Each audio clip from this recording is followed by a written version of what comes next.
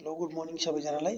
अहिले पनि हामीसँग धेरै डाटा छ र त्यसमा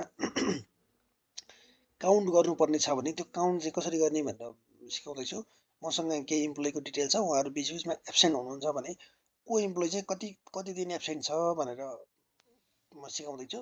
यदि त्यसको लागि हामी यहाँ जान्छौँ र काउन्ट इफ भन्ने फर्मुला युज गर्छौँ।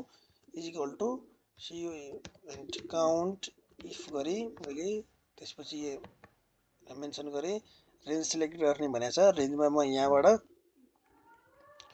यसरी मैले सबै रेन्ज सिलेक्ट गरेँ। मलाई कहाँसम्म चाहिएको थियो डिटेल भने 9 महिना 30 मा अगाडि गएँ।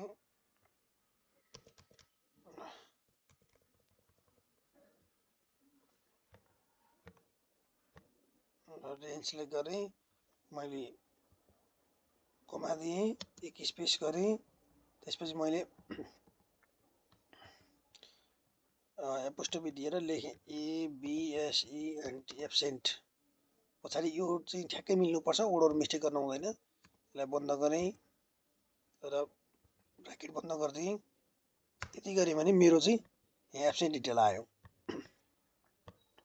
यहाँ मैले एकछिनलाई एब्सेन्ट लेखेँ, यहाँ 0 भयो। अब मैले यसैलाई यहाँबाट प्लसमा गएर तल स्क्रोल गरिदिएँ भने प्लसमा गएर डबल क्लिक गर्ने बित्तिकै सबै एब्सेन्ट डिटेल आयो र मैले फिल्टर पनि लगाउन मिल्छ। अब मैले यसरी इफ हाइएस्ट एब्सेन्ट डेट भनेर निकाल्नु पर्यो भने चाहियो भने म यहाँ गएँ। ल उहाँहरू दुईजना चाहिँ 16 डेज एब्सेन्ट हुनुहुन्छ।